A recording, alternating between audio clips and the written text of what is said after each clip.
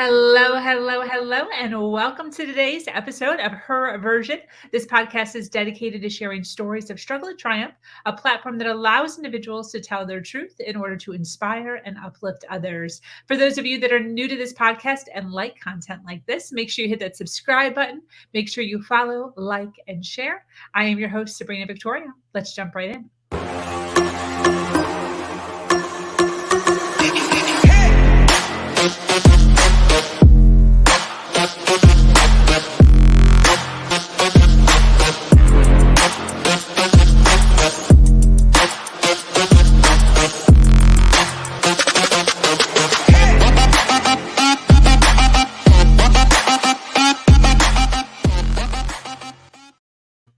Hello, and thank you for joining us today on this episode of Her Version. This podcast is built on storytelling and the understanding that many times our greatest learning experiences come from listening to other people's stories. Today, I'm speaking with an amazing woman named Michelle Wax. Michelle is a dating coach that helps you build confidence to attract the one and create a great relationship that lasts. Michelle has been featured in Forbes, Business Insider, Well and Good, and Fast Company, and is a four-time entrepreneur that ties in mindset, science, and psychology into her Be the One method to attract your partner with more ease and more joy. She has interviewed hundreds of people across 50 states on how they create more joy and fulfillment in their own lives. And it all comes back to one thing: relationships, the relationships with others, and most importantly, with yourself.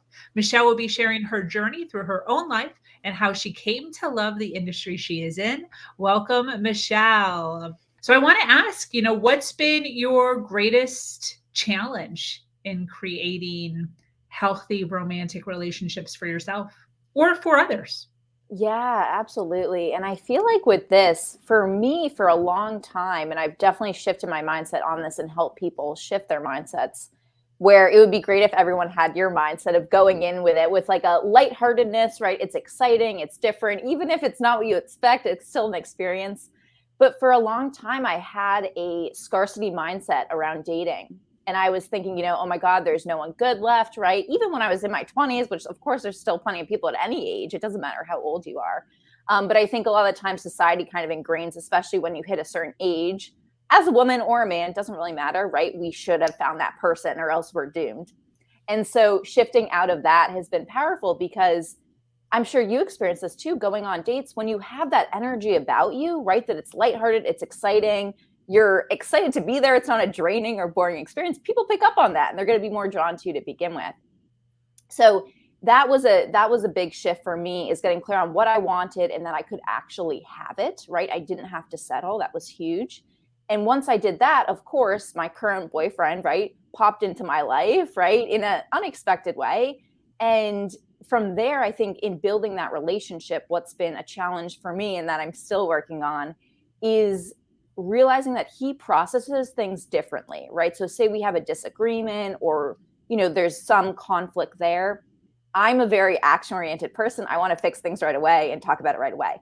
He needs a little bit more time to process it, maybe a bit of a step away, right? Go for a walk, something like that, which is fine. But in my head, right, I want to fix it right away. So realizing that and becoming aware of it, that people are processing things differently and have different perspectives on it, has been helpful too in like building a deeper connection and not just getting like really frustrated in the moment.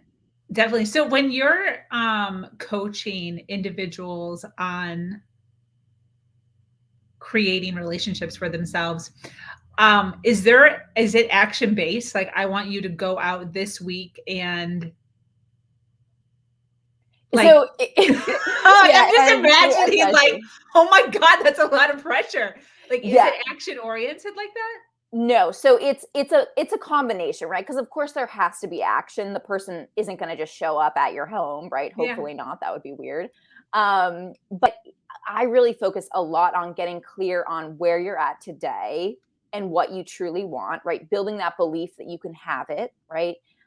Building the belief that, there is someone out there and they're circling and they're closer than you actually think. And then taking the appropriate action, right? So I work with people that are more introverted and they want to go on maybe a date once every 2 weeks. that's great. We just want to make sure as much as we can, like we're filtering in the right person to go on that date with, right?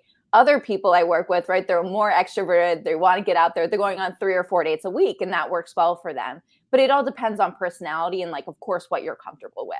But I always do encourage people to, normally when people come to me, of course, they're looking for that relationship. They're ready to prioritize it. So they're ready to take some action on it.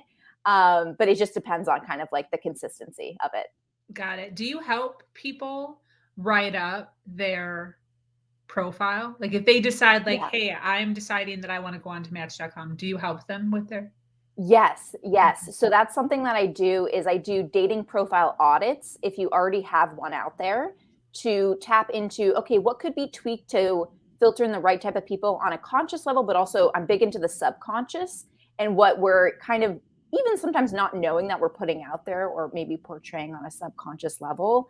So I do dating profile audits. And then also too, if we're working together, I'll help you create that as well or tweak it if you don't have one just yet. Yeah. I actually loved my dating profile. Yeah. Like I wish I would have screenshot it. On my dating profile, which you probably wouldn't recommend, but I'm like, I have a funny side. Like I find myself hilarious.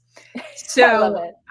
what I would do is every single week, I would update the written description. So I had my regular description written, which I thought was half hilarious, half like serious. It was very boundaries, like a lot of boundaries were set because I had just come out of a toxic relationship. So I was like, I have to set real solid boundaries. But then after that description, I started making notations weekly. So I'd be like week 1, and I do like a little 4-sentence hilarious blurb of like the date or dates that I went on. That's And amazing. so I think that's kind of even what attracted my now fiance, because by the time I met him, I was probably like 15 weeks in, 18 weeks in. So he's like, it was hilarious reading all the stuff that you had written down as far as like your internal commentary of the experiences that you had had, and then more boundaries. So, like, because of certain dates Because of what I was happened. like, notation, I am no longer doing this. I love that. But that's fun. So that's cool Yeah. that Yeah, and I that you do no, that, I because yeah. that's huge. Is just what to write. And that's, even Mhm. floating around through mommy apps and stuff, I'll sometimes tell people like, what's in your description where you are attracting people like this? Mhm. Mhm. Because, Yeah. if you had set boundaries within your description, first of all, you should be cognizant enough to not have let it get this far. And second, a person like this should have not even bothered with you if you would have, written that a little bit differently. Yeah, and I feel like it is important. I love what you did. That's such a great thing because it stands out. And I think too with dating apps, dating profiles, right? Whatever you're using, there's so many people, so you have to stand out, right? And it's like you have to. A lot of people put they love traveling, they love eating out, right? And it's like, okay, everyone's writing that. What Yeah. can you do to stand out? Yeah. And really interrupt the pattern that people are just swiping and just going through people, right? Like, what can you do to kind of interrupt that subconscious of just Yeah. swiping and like blahness about it? Yeah. Yeah, and being aware too of, like you were saying, right? How did this person even really filter in from what? Yeah, and a lot of Yeah. the times it's hard because we're so close to ourselves. So that's why it's good to have someone on the outside come in and be like, okay, you didn't mean it like this, I'm sure, but this is what could be perceived, right? Totally. Yeah. Yeah. It was also nice too because you could tell who was very interested because they read the whole thing. Mm. Like if they read the whole thing at the very end, I put like, if you're still reading to this part, let's grab a taco and a green smoothie or something like that. Mhm.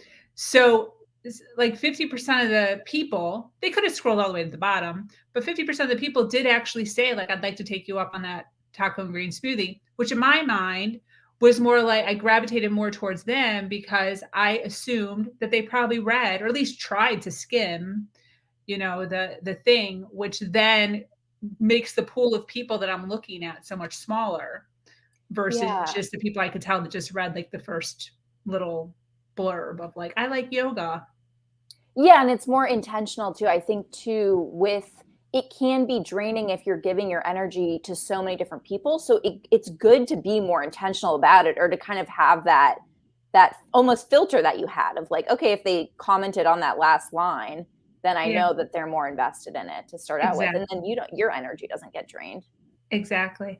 Yeah. So, as far as all the other things that you've learned about within personal development, what is your take on your clients actually diving into that arena within themselves?